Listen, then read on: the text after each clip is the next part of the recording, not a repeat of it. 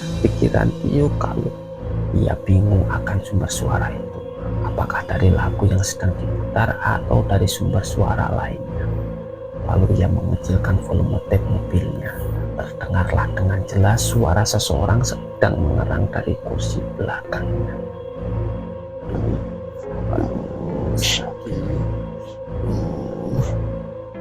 Tio sangat terkejut. Jantungnya berdegup keras, kemudian melirik spion di tengah dalam mobil. Ia tak percaya dengan apa yang kedua matanya tangkap. Ada seseorang yang duduk di belakang.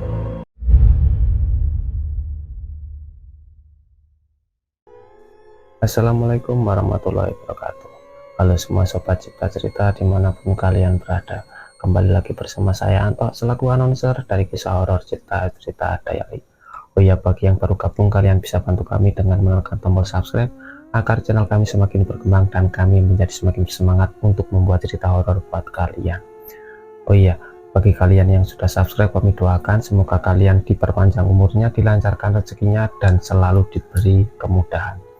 Amin. Oh ya, pada kesempatan kali ini kami akan membagikan sebuah cerita yang dialami oleh dua orang ya, yang ketika itu dia sedang menolong orang yang mengalami korban kecelakaan, dan alhasil ketika dia membawa korban itu ke UGD, dia sudah meninggal dan dia dihantui oleh arwah itu setiap malam ketika dia pergi menggunakan mobil itu. Oke, langsung saja kita ke ceritanya ya, tanpa basa-basi. Tapi sebelumnya kalian bisa simak intro ini terlebih dahulu.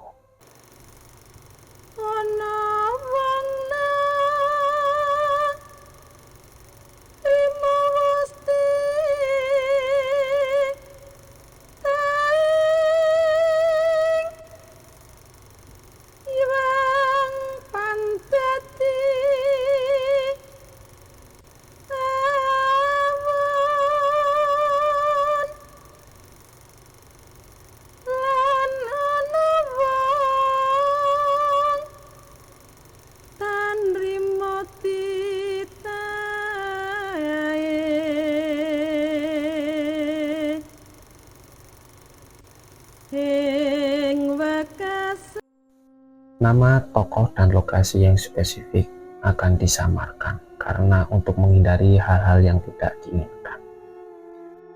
Jadi pada suatu sore sebuah truk melaju dengan sangat kencang.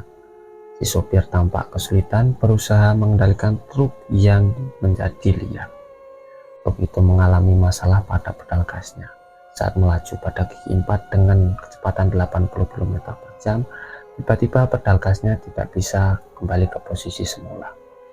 Hingga di sebuah kelokan ke arah kiri yang merupakan jalan menurun, seharusnya truk melambatkan kecepatannya, namun tidak bisa. Truk malah menghantam telak sebuah mobil Avanza yang datang dari arah berlawanan. Sopir truk bermaksud menghindari menyeruduk kendaraan di depannya dan menghindari sebuah warung nasi di sisi kiri jalan yang saat itu sedang ramai. Avanza yang ukurannya tidak seberapa dibanding truk itu tentu saja hancur di bagian depannya dan bahkan terseret beberapa meter. Di situ pengemudi dan temannya yang duduk di bangku di sebelahnya seketika wafat di tempat. Ternyata di belakang Avanza ada seorang pengendara motor Evo yang naas. Seorang remaja laki-laki berusia 20 tahunan, ia ikut terseret bersama motor di kolong mobil Avanza. Tio sudah seminggu lebih tinggal di kota Malang.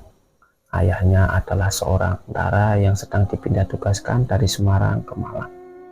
Ketika keluarganya pindah rumah dinas, Tio tidak turut serta dikarenakan dia sedang kuliah di Semarang. Kebetulan bulan itu merupakan liburan semester, jadi Tio mengajak temannya yang bernama Dios. Ia mengisi hari-harinya selama berlibur dengan berjalan-jalan mengendarai mobil Yarisnya berkeliling wilayah Malang hanya untuk sekedar menyegarkan mata dan melihat-lihat suasana yang baru. Rute jalan-jalan kali ini sedikit keluar kota Malang, ke wilayah KP tepatnya, yang mana sore itu terjadi kecelakaan. Posisi mobil Tio pada detik-detik menjelang kejadian adalah persis di belakang truk mobil yang menabrak. melihat dengan mata kepala sendiri saat berlangsung kejadian, dan mungkin karena penasaran melihatnya sedikit menepikan mobil. Terlihat di situ orang-orang berkerumun mengitari Avanza. Tio dan Dios juga turut menghampirinya. Mereka menyaksikan pemandangan yang sangat mengenaskan. Pengendara dan rekannya terjepit dashboard mobil, sekujur tubuh korban tampak basah dengan noda darah segar. Pecahan beling dengan bagian-bagian entah dari Avanza truk itu terlihat di sekitar tempat kejadian. Beberapa orang lainnya mengamankan si sopir truk, dan di kolong Avanza itu terlihat motor, namun entah di mana si pengendaranya. Lalu ada seorang bapak-bapak yang menegur Tio. Mas yang bawa mobil Yaris itu ya?" katanya sambil menunjuk ke arah mobil Tio. "Iya Pak, emang kenapa? Masnya nggak kenapa-napa?" "Saya nggak kenapa-napa Pak." "Oh iya Mas, bisa minta tolong?" lanjut si bapak. "Iya Pak, ada apa?" "Itu Mas, ada korban lagi sebenarnya yang naik motor. Kondisinya udah gawat Mas, harus buru-buru segera dibawa ke rumah sakit. Itu nunggu ambulan juga lama banget. Bisa minta tolong Masnya untuk mengantar nggak?" Tio sejenak diam terpaku atas permintaan si bapak. Lalu ia menatap ke arah Dios. Dios memberi kode menggeleng tanda tidak setuju. Sebenarnya Tio juga merasa ragu jika harus membawa korban kecelakaan ke dalam mobilnya. Namun di sisi lain ia ingin juga membantu. Akhirnya Tio pun mengiyakan permintaan si bapak. "Ayo bawa korban ke mobil Mas ini," teriaknya si bapak kepada orang-orang yang ada di lokasi. "Serius kamu yuk? Bakal panjang nanti ini urusannya loh," kata si Dias. "Lah habis mau gimana lagi bro, kasihan juga kan." Akhirnya korban kecelakaan pengendara motor sudah di dalam mobil Yaris Tio, duduk di kursi belakang, dan si bapak tadi dan seorang lagi juga ikut mengantarkan orang itu. "Di mana rumah sakit terdekatnya Pak?" tanya si Tio. "Ke rumah sakit PH Mas, saya tunjukin jalannya." Selama di perjalanan si korban terus mengerang kesakitan. "Aduh, sakit, sakit." "Sabar ya Mas, sebentar lagi sampai ke rumah sakit," ibu si bapak kepada korban. Rumah sakit yang dimaksud memang tidak seberapa jauh dari lokasi. Namun di perjalanan si korban sudah tidak mengerang dan tidak bergerak lagi. Dan saat tiba UGD ternyata korban telah meninggal di perjalanan. Di parkiran mobil saat hendak pulang, Tio melongok ke kursi belakang mobilnya. Di situ ada noda darah merah. Dugaan Tio dan Dios itu adalah darah si korban karena tercium bau anyir. Di samping itu pula juga terlihat sedikit cairan putih kental. "Itu cairan apa ya?" tanya Tio kepada Dios. Nggak tahu aku, cairan otak kalinya." "Ih, makanya kataku juga jangan diangkut." "Loh piye toh, aku juga ndak nyangka bakal kayak gini. Tak kira korbannya sudah sekarat. Ya mosok aku nolak dimintain tolong. Kamu juga kalau di posisiku pasti juga bingung," sergah si Tio. "Baunya jadi anyir ya mobilmu. Bawa nang cucian steam se." Tio setuju dengan usul temannya. Dia langsung mencari tempat pencucian mobil. Sampai di tempat pencucian mobil, Tio meminta kepada petugas yang mencuci agar bagian kursi belakang dicuci juga dengan banyak sabun serta pewangi. Selesai mobil dicuci, Tio dan Dios pun bersiap kembali pulang ke rumah keluarga Tio. Dan mereka bersyukur bau anyirnya telah berganti menjadi bau wangi dan aroma sejuk sintetik dari tempat pencucian mobil. Setibanya di rumah Tio menceritakan semua kejadian itu ke keluarganya. Mendengar cerita itu, ibunya sangat khawatir. Namun dia meyakinkan bahwa dirinya baik-baik saja. Sejak kejadian kecelakaan itu, Tio jadi enggan berjalan-jalan sore mengitari kota Malang. Lagi pula pikirnya sehari lagi mesti kembali ke Semarang karena perkuliahan akan segera berlangsung. Hari kepulangan pun tiba. Dengan mengendarai mobil Yarisnya, Tio berangkat dari Malang pukul 4 sore. Sengaja ia berangkat sore dengan pertimbangan lebih santai. Juga sesampainya di Semarang nanti pas sudah malam, ia pun bisa langsung istirahat dan langsung tidur. Di tengah perjalanan, waktu menunjukkan pukul 8 malam. Tio mengendarai mobil dengan kecepatan sedang sambil mendengarkan musik, sedangkan Dios tidur di kursi sebelahnya. Tiba-tiba hidung Tio mencium sesuatu yang ia kenali beberapa hari terakhir. Yas, bangun, tegah Tio kepada Dios. Opo, minta ganti sopir? Enggak, kamu nyium sesuatu enggak? Dios terlihat mengendus-endus mencoba menangkap bau yang dimaksud Tio. Loh, iki kalau ndak salah kan ampun nih. Tio dan Dios saling bertatapan. Tidak salah, mereka berdua mencium bau anyir darah. Bau yang hanya beberapa hari lalu mereka cium karena mengangkut korban kecelakaan yang akhirnya meninggal di dalam mobil Tio. Hari berikutnya saat di Semarang, setiap Tio mengendarai Yarisnya, bau anyir darah menyeruak seisi dalam mobil. Tio merasa stres dengan kondisi tersebut. Ia sudah menyampurkan bubuk kopi yang konon bisa menghilangkan bebauan tidak sedap. Tetap saja bau anyir darah tidak mau pergi.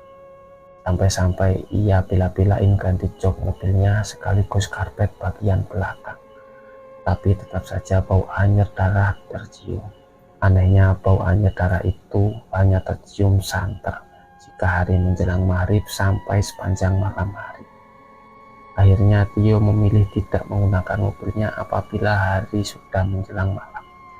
Bahkan terkadang meski mengendarai mobilnya saat hari masih terang pun hatinya tidak tenang dan kerap merasa was-was. Karena baunya masih tercium walau tidak sesanter malam hari. Maka dari itu, jika ia tahu ada jadwal kuliah malam atau kegiatan kampus lainnya yang mengharuskan ia pulang malam, ia lebih memilih naik motor atau sesekali menepeng Dios. Hingga suatu waktu saat dia membawa mobil ke kampus, teman dekatnya yang namanya Lala, yang sebenarnya diam-diam ia taksir, memintanya untuk mengantarkan ke mall. Ada barang yang ingin dicari katanya. Tentu saja dia tidak bisa menolaknya, ya, karena dia pujaan hatinya. Ya namanya juga cewek, jangan sekali jika belanja katakanlah baju, langsung mendapat apa yang dia cari, langsung selesai terus membawa pulang. Tapi tidak, dia mesti coba dulu dibanding-bandingkan dengan pilihan lainnya. Kalau belum juga dia beralih mencari ke toko yang lainnya. Jika masih belum cocok juga dan beralih ke toko yang satunya. Dan terkadang absurd, setelah berkeliling ke sana kemari, akhirnya pilihannya jatuh kepada baju yang pertama kali dicoba. Itu yang dialami Tio hari itu saat menemani Lala. Saat menjelang sore, ia melirikkan jam tangannya. Saat itu sudah pukul 5 sore. Kalau kita pakai acara muter-muter, mungkin 3 jam sudah selesai. Yo, kamu mau kan sekalian antar aku pulang ke rumah? Mintanya dengan manja. Mau, jawab Tio sambil senyum. Tapi dalam hatinya berkata, mampus, bakal pulang malam ini aku ke rumah. Sampai di rumah Lala, sudah sedikit lagi maghrib. Lala meminta Tio untuk mampir di rumahnya untuk istirahat. Tapi Tio langsung pamit dengan alasan banyak tugas kuliah di rumah. Pukul 7 malam, ia masih di jalan. Perasaan hati mulai tidak enak. Tio mencoba menyalakan radio yang ada di dalam mobilnya. Dan beragam sugesti pun dia coba ucapkan dalam hati agar hatinya bisa tenang dan tidak panik. Kan tetapi baru saja dia berpikir demikian, bau yang tidak sangat diharapkan tercium kembali. Bau anyir darah. Ya ampun, jangan, tolong please jangan, jeritnya dalam hati. Lalu ia memilih lagu kesukaannya pada tape mobilnya yang ia bisa nyanyikan demi mengalihkan rasa takut. Akan tetapi usahanya itu hanya sia-sia saja. Pikirannya tidak teralih. Bau anyir darah tetap santer tercium. Seolah ada cipratan darah yang menempel di ujung hidungnya. Lalu di antara untayan lagu ia mendengar suara lain. Kepalanya dimiring-miringkan untuk memperjelas suara apa itu dan berasal dari mana. Pikiran Tio kalut. Ia bingung akan sumber suara itu. Apakah dari lagu yang sedang diputar atau dari sumber suara lainnya. Lalu ia mengecilkan volume tape mobilnya. Terdengarlah dengan jelas suara seseorang sedang mengerang dari kursi belakangnya. Aduh, sakit. Tio sangat terkejut. Jantungnya berdegup keras, kemudian melirik spion di tengah dalam mobil. Ia tak percaya dengan apa yang kedua matanya tangkap. Ada seseorang yang duduk di belakang. Ia yakin dari tadi dari mall tidak seorang pun yang menebeng diam-diam. Hanya dia dan Lala. Pun ketika dia mengantar Lala sampai rumah, tinggal dia seorang. Lalu Tio melirik lagi ke kaca spion untuk mencoba menetaskan. Ia melihat ada seorang laki-laki yang sedang duduk dengan kepala berdarah bercampur cairan berwarna putih. Di sisi kiri kepala orang itu terlihat ada darah yang paling banyak keluar dengan mengucur. Tio ketakutan setengah mati, namun ia berusaha mengendalikan diri agar tidak celaka. Sebenarnya ia ingin segera menepi dan pergi kabur meninggalkan mobilnya begitu saja. Namun mengingat rumah tidak seberapa jauh lagi, ia tetap bertahan dan melanjutkan mobilnya. Sampai di rumah dengan sembarang ia parkirkan mobil di depan pagar rumahnya, lalu masuk ke dalam rumah terbirit-birit. Ia mengabari kejadian yang menimpa kepada kedua orang tuanya di Malang. Orang tuanya memintanya agar ia beserta mobilnya dibawa ke Malang. Di hari Sabtu pagi ia ditemani Dios berangkat ke Malang, dan sampai ke Malang sudah menjelang sore. Tio menjumpai orang tua yang adiknya sudah menunggunya di teras rumah. Di situ ada dua orang yang Tio tidak kenali bersama mereka. Yang satu dari perawakannya laki-laki berusia sekitar 30 tahunan, seorang lagi bapak-bapak berpenampilan laksana pemuka agama, memakai baju koko dan mengenakan celana bahan berwarna coklat dan memakai peci. Di saku baju koko bapak itu tersambul tasbih. Ayahnya memperkenalkan kedua orang tua itu kepada Tio, dan ternyata bapak itu adalah orang yang pintar, yang bisa membantu orang dengan masalah gangguan makhluk halus, dan sedangkan orang yang satunya lagi adalah pengantarnya. Saat memperkenalkan diri, bapak itu menyebut panggilan dirinya dengan Mbah Sastro. Lalu Tio menceritakan semua kejadian yang ia alami di Semarang. Jadi persis dari Kamis malam kemarin, Mbah, ada penampakan di belakang mobil saya, terang Tio. Pantas sekarang aku melihat ada yang duduk di belakang mobilmu. Kirain teman kamu menunggu di mobil, respon Mbah Sastro. Mendengar paparan Mbah Sastro, Tio dan Dios berubah bias. Sudah, setelah sholat maghrib aku minta dia supaya pulang, kata Mbah Sastro. Setelah menunaikan sholat maghrib, Mbah Sastro minta disediakan air putih segelas, lalu ia duduk bersila. Gelas berisi air itu ia letakkan di depannya. Ia membaca doa-doa yang kemudian ia tiupkan ke airnya. Mbah Sastro lantas menghampiri Tio. Yang lainnya hanya menyaksikan dan mengambil jarak dari si mobil. Mbah Sastro membuka pintu mobil bagian belakang lalu duduk, dan sambil kembali ia terlihat membacakan doa-doa. Pemandangan selanjutnya ia seperti sedang bercakap-cakap dengan seseorang. Setelah itu air dalam gelas itu diciprat-cipratkan ke bangku belakang, juga ke bagian depan. Akhirnya ke seluruh mobil itu. Sudah nak Tio, aku sudah minta dia untuk pulang baik-baik. Sekarang mobilmu sudah bersih, tidak bakal ada gangguan lagi, kata Mbah Sastro. Wah beneran Mbah? Insya Allah. Dan benar saja, semenjak itu bau anyir darahnya hilang, tidak tercium lagi sama sekali. Dan meskipun awalnya was-was saat mengendarai mobilnya di malam hari, ternyata bau anyir itu sudah tidak ada, serta suara orang yang mengerang kesakitan itu pun juga sudah menghilang.